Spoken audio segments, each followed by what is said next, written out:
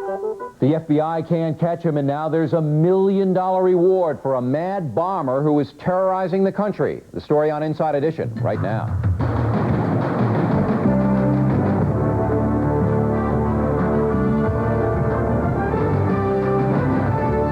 A madman is terrorizing the country, targeting unsuspecting victims, using the mail to deliver his devices of death. And now this maniac has killed another innocent victim. A mail bomb package exploded at 15 Aspen Drive, North Caldwell, New Jersey, killing Thomas J. Moser. Today, on the trail of the Unabomber, as the feds warn he's ready to kill again. Was an American hero shot down during the Gulf War, a prisoner in the hands of the enemy, and Sergeant Troy Dunlop felt lucky to be alive. One guy came up, he said something in Arabic, and then he said, kill him. But he says the real torture was when he found out his country had left him for dead. Now this brave soldier goes back to Iraq to face his demons. Was Joe Pesci's tough-talking sidekick in My Cousin Vinny.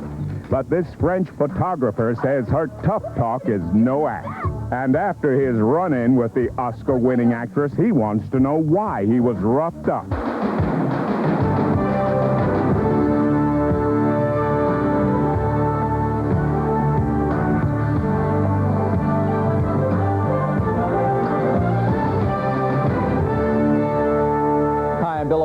Thanks for watching Inside Edition today. The war between photographers and movie stars seems to be escalating. Many stars are fed up with people taking pictures of them in private surroundings. The latest incident allegedly involves Marisa Tomei, and word is it got very nasty. But first, somebody is killing people by sending them bombs in the mail. This mad bomber has been operating for about 16 years, and now things are getting intense as the FBI is appealing for help. Craig Rivera with our report. It was a normal Saturday morning in North Caldwell, New Jersey when it happened. 50-year-old Thomas Moser was at home spending the weekend with his family. Shocked. Inconceivable tragedy. Not much more you can say. The tragedy began as Moser opened his mail in the kitchen. In a second, he was gone, killed as a booby-trapped package exploded in his hands. Something like this happened is very, very sad for the family and for the town. I feel very bad for the children. Moser, described as a loyal family man, was one of the country's top advertising executives. He had just been promoted to executive vice president at Young and Rubicam in New York. It's extraordinary that somebody like Mr. Moser, such a decent human being, is one day alive and living and the next day is not with us. Moser's wife, Susan, and 2 children were home when the fatal letter bomb went off. His murder has shattered their world and has authorities concerned that his death is the work of a deadly serial bomber. 4 bombing incidences have occurred in Illinois, 4 in California, 1 in Utah, 1 in Tennessee. The last bombings occurred in June 1993. According to authorities, Moser may have been targeted by the Unabomber, a serial killer who mainly targets universities and airlines, resulting in 1 other death and 23 injuries throughout the United States in the past 16 years. The Unabomber has left a trail of blood and destruction across the United States. We're looking for a white male who is in his late 40s to early 50s. Obsessive, compulsive behavior traits. George Clow is a chief inspector with the FBI. Unabomber hotline. He and a team of agents have been chasing the Unabomber full-time. This sketch, done by an artist in 1985, is the closest look he has gotten at the Unabomber. What authorities do know is that the Unabomber's work is deadly, as this FBI simulated explosion illustrates. These are packages from hell. The physical and psychological damage that has been done by this bomber is incalculable. It's just, this is not TV. This is real life. So I went to lift it up, and as I lifted it up, the handle gave way, and then it went off. Diogenes Angelakos is a professor at the University of California, Berkeley. In 1982, he was injured by a bomb the FBI believes was left by the Unabomber. He survived his wounds, but 3 years later, the Unabomber struck Berkeley once again. I was sitting in here when I heard that explosion go off. And I must say that it did enter my mind, my goodness, not again. I saw this box sitting there with a notebook sitting on top of it, and I thought, whose is that? This time, the Unabomber disguised the explosive with a notebook and index card box and placed it in this computer room used by graduate students like John Hauser. When I lifted it, then the bomb exploded. Okay, and so it went zap, and exploded, blew my arm off to the side like this, and the first thing I thought was, why did they do that? You know, I mean, this seemed like such a senseless act. The blast disabled John, destroying the room and bending this heavy metal table. I get angry at the idea that he could be out there and trying to hurt other people. Primarily, the Unabomber's victims are professors and corporate executives, but his motives for murder are still unclear. Quite frankly, we're not certain. Probably the most perplexing things about this investigation. We have more unanswered questions than we have answered questions. I heard a loud bang, like a explosion or a backfire of a car. After a 6-year hiatus, the FBI says the mad bomber has struck again. This past June, bi-coastal blasts injured a genetics scholar in San Francisco and a Yale computer scientist.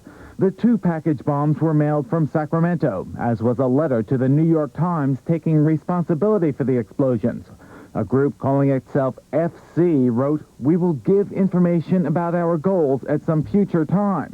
The FBI admits their Unabomber may be more than one person and that the initials FC appeared on many bombs since 1978. These initials have been purposely left behind by the bomber or bombers. Almost as if they wanted us to know who was responsible. Are announcing a reward of up to $1 million, leading to the arrest and conviction of the Unabomber. Unfortunately, last year's $1 million bounty has not resulted in any leads. And on Saturday, Thomas Moser may have become this madman's latest victim. And authorities now say the bomb that blew up Saturday was mailed from San Francisco. Experts say there is an infinitesimal chance you will ever have to deal with a letter bomb, but if you ever get a package you are not expecting and there's no return address on it, call the post office. You are watching Inside Edition, and still to come, did actress Marisa Tomei abuse a photographer? That's what he says. And coming next, an American soldier tortured by Saddam Hussein's thugs now returns to the scene of the crime. Did you ever think you'd get out of this area alive? No, I never did. And now you're back here. What are you feeling? I don't know. I don't know if it's a sense of relief or closure or if it makes me more angry.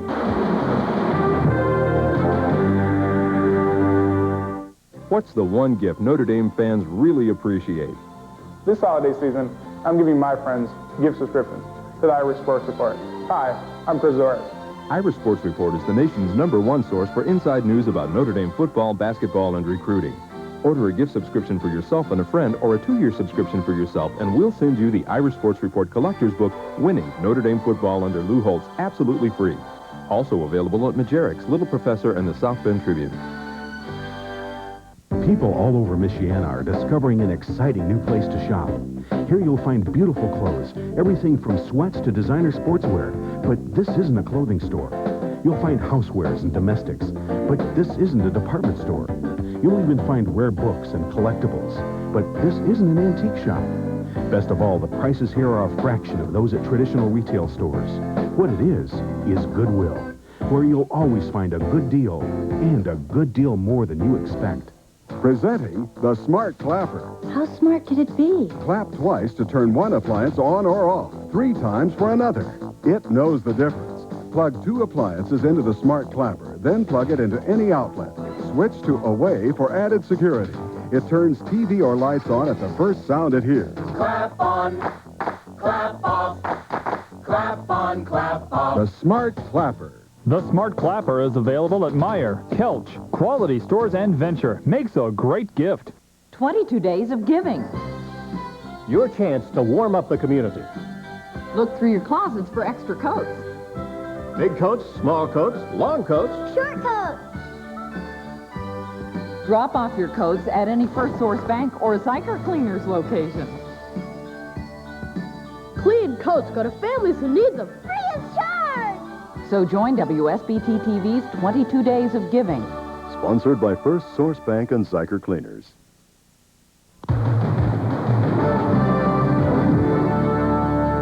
Here's an incredible story. Troy Dunlap was a soldier in the Gulf War. When the helicopter he was riding on was shot down, Troy was captured, then tortured by the Iraqis. Well, Dunlap survived, but he will never forget what happened to him. And something inside told him to go back to Iraq. Inside Edition's Scott Rappaport went with him. I would never put a young flyer in harm's way. American blood can be so cheap in the eyes of our government. No one should doubt our ability and our resolve to carry out our mission and to achieve our objective.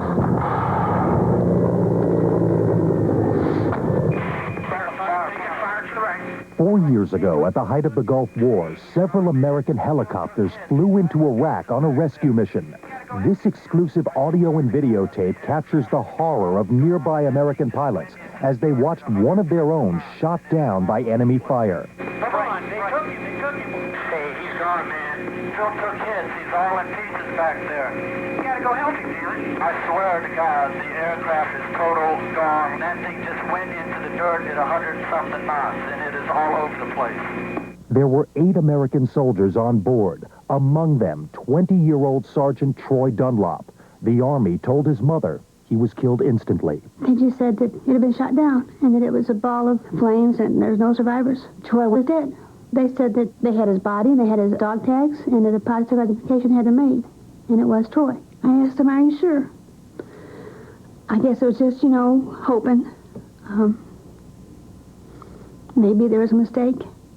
And he said, no, there was no mistake.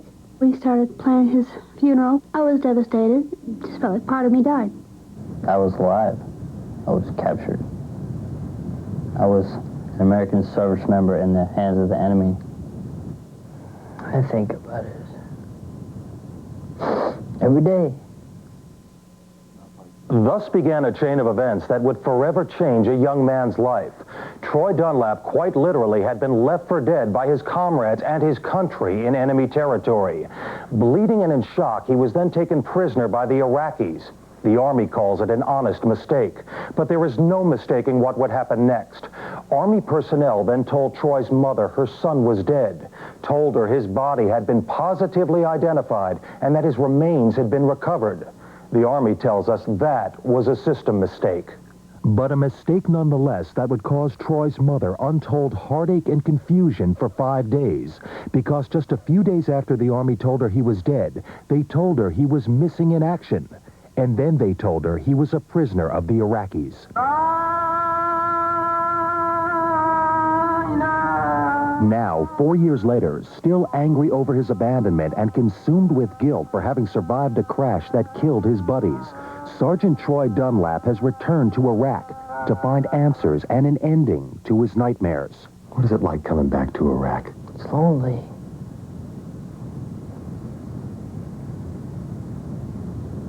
Real lonely.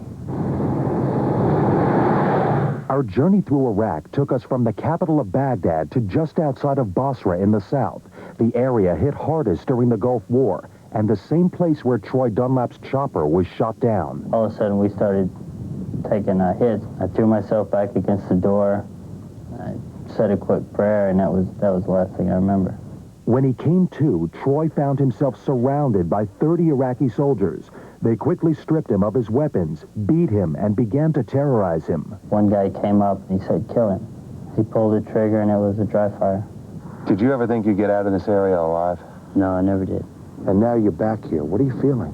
I don't know. I don't know if it's a sense of relief or closure or if it makes me more angry.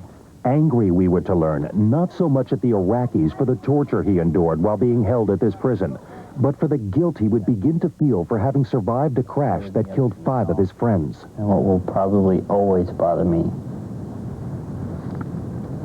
did any of the people that were on my aircraft survive? Would they maybe have had a chance to live if within an hour or so they were picked up and brought back in and given medical attention. How long did they have to lay in the desert and suffer? What is it you wonder about the most? The people that I knew in other units.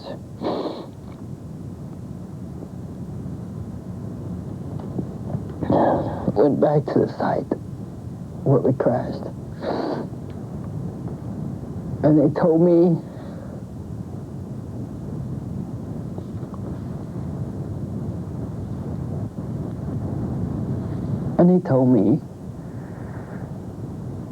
that one of the guys looked like they might have survived for a while and tried to crawl on the sand. Who was it, Troy? Roger Belinsky. Sergeant Roger Brzezinski was Troy's best friend. Throughout our Iraqi journey, there was an edginess about Troy, a quiet, oftentimes unspoken fear that at any time he could be taken into custody again by Iraqi military. It seemed irrational, but what happened next only seemed to heighten the fear. Tony there. Tony. It was a convoy of Iraqi military police armed with AK-47s. Seeing our camera, they pulled us over and demanded our tape. We resisted, and the gunmen forced us to go with them to a military installation, where we were detained for several hours before being released.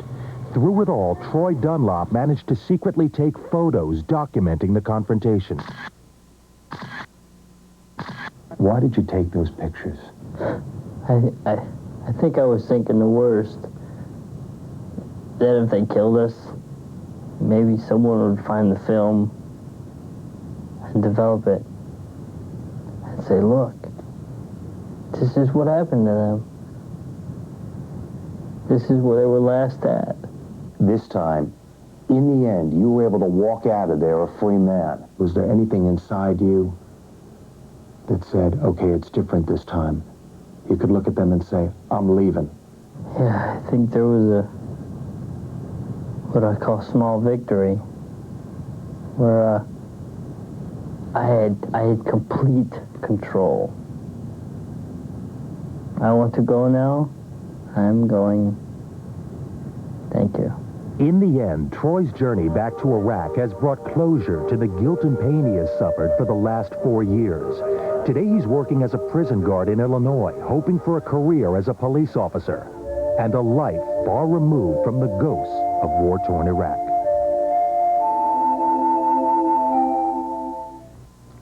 Good piece, Scott. How did the Iraqis react to you as an American? Well, everyone's very respectful, and they're very interested in what you have to say about your government and your country, but you never really get to feel like you know these people. They're extremely careful what they say to you. You're accompanied constantly in the country by government minders who watch everything you do, everything you say. So there's an outward friendliness tempered with a sense of reservation and hesitation. Obviously, they are extremely pro-Iraqi, pro-government, pro-Saddam. But when you start talking to some people on the QT, they'll tell you they're not very pleased with the government. They're afraid to say that, though. Okay, Scott, thanks for that report. And when Inside Edition comes right back, did actress Marisa Tomei lose her cool in a downtown New York bar? She was sure I was a paparazzi and there to take pictures of her, telling me, I don't know who the you are, for which magazine you work, but what I know is that you're a little piece of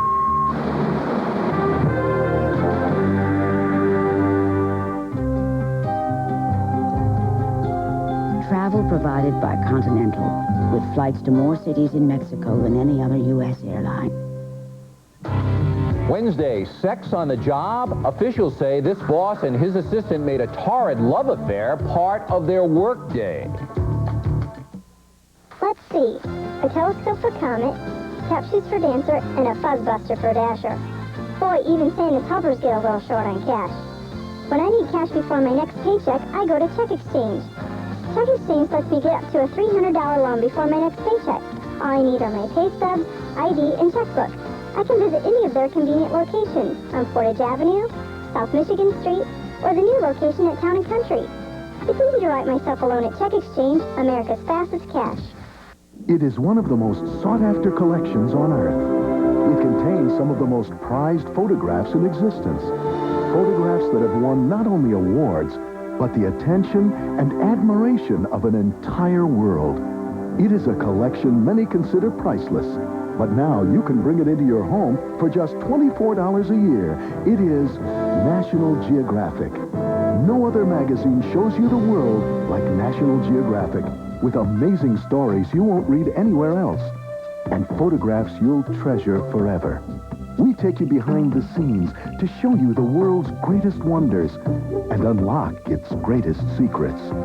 Call now to receive 12 monthly issues of National Geographic for just $24.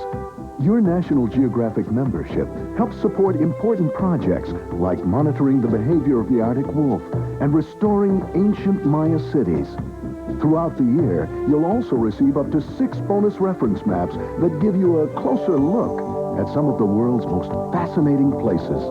Whether you are scaling mountains in Chile, or sailing to the Black Sea, or marveling at the dazzling colors of a Peruvian rainforest, National Geographic takes you places you've never been to show you things you won't see anyplace else.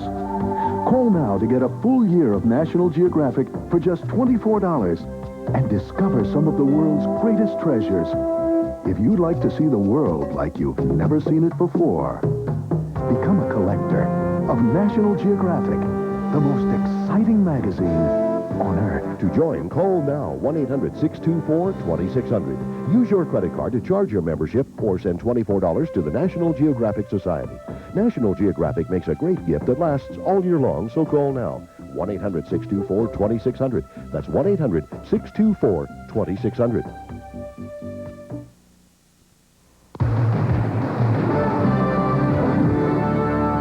Burt Reynolds punched one. Jackie Kennedy got a court order keeping one away, and now Marisa Tomei is accused of harassing a photographer. Miss Tomei is a hot Hollywood star who won an Academy Award for the movie My Cousin Vinny. Well, she allegedly put on another emotional performance in a New York bar. Here's Madeline McFadden. They just punched me and... Jeremy Pateau is still healing after being roughed up a week ago on the streets of New York. But the attack on the French photographer may not have been a random crime. Pateau says he was beaten up soon after a run-in with My Cousin Vinny star Marisa Tomei. You stick out like a sore thumb around here. Oh, yeah, you blend. It all started at this trendy night spot called Bob Bar. Pateau was there photographing artwork by his friend Sally Bennett, who he is staying with while visiting New York. He knew it would make me happy to have some extra photographs. So while I was taking this picture, I took picture of cute girls too, you know, because I like girls. Little did Jeremy know that one of the cute girls he was pointing his lens at was a famous actress. Marisa Tomei was at the night spot celebrating her 30th birthday with some friends. After he snapped a few photos, Pateau says the star approached him at the bar. She came with 2 boys and they were pretty angry after me. I mean, she was sure I was a paparazzi and there to take pictures of her, telling me, I don't know who the you are, for which magazine you work, but what I know is that you're a little piece of My biological clock is taking Tomei became a star as a streetwise bombshell from Brooklyn in My Cousin Vinny. Tomei walked away with an Oscar, and since then she's been a fast-rising star in Hollywood. But Tomei has also got a reputation for being demanding and tough to work with. In France, she's not exactly a big star, and Jeremy says he had no idea who she was. It's the first time I ever heard of her. He said it was somebody called Melissa, and we tried to figure out who this Melissa person was. Shortly after 4 a.m., Pateau left the bar and was accosted by 2 men on the street.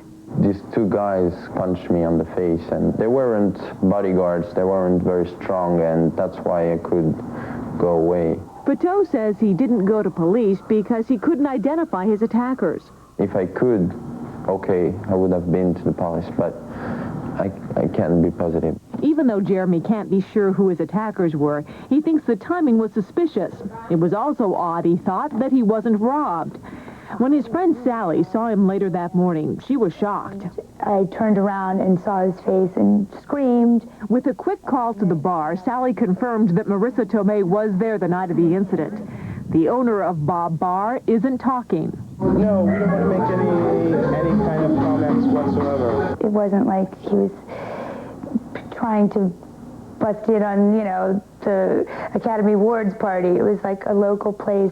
Meanwhile, Jeremy says the attack hasn't turned him off New York. And now he definitely won't be saying, Marisa who? But it may be a while before Jeremy goes to see any of her movies. This is a personal matter. Yeah, just forget it. I'm still alive, I still have my camera, and whatever. I just say it's too bad that, you know, that thing happened. Tough way to make a living, and Ms. Tomei's publicist told Inside Edition that Marisa and her friends had nothing to do with the incident. Her latest picture is called The Perez Family and co-stars Angelica Houston. And Inside Edition will be right back.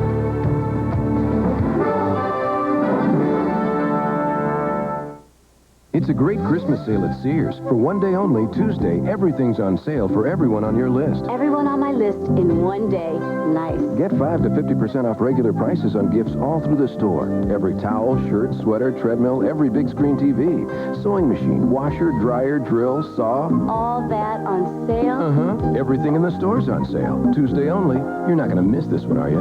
You must think I'm nuts. Only at Sears, where wishes come home for the holidays. In 1927, Harry Lender brought one important skill to the new world. He knew how to make a most delicious bagel. He boiled them to make them chewy, hearth-baked them to make them crispy. No wonder Lender's is the most popular bagel in America. Lender's, every bagel should be this good. Centrum, it's more complete. A more advanced multivitamin. Centrum's commitment to ongoing research assures you the best nutritional support. If a vitamin's in the news, it's in my Centrum. Like they say, from A to Zinc. Centrum makes a science of being more complete. 22 days of giving. Got an extra coat in your closet? Any color, any size, any style? Any shape. First Source Bank and Zyker Cleaners will take any coat. The clean coats go to people who need them. Free of charge. We like helping people. And you can help too. By joining WSBT TV's 22 Days of Giving. Sponsored by First Source Bank and Zyker Cleaners. When something is wrong with your child, there are warning signs. Unable to control temper, consistently defies authority, suddenly fails at school, imagines physical symptoms, acts overly aggressive, lies consistently, is deliberately cruel to animals, harms other children. If you're worried about your child, call Charter at 1-800-CHARTER. If you don't get help at Charter, please get help somewhere.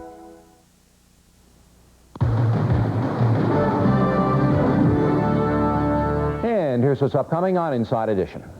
In this isolated mountain town, something was very wrong. They seem to prey on small communities. A suspicious couple arouses concern, and without warning, a small town is shattered. I heard Ray screaming, "Officer down, officer down." The sheriff everyone loved is gone. The trust that was here will never fully come back. How could it happen here?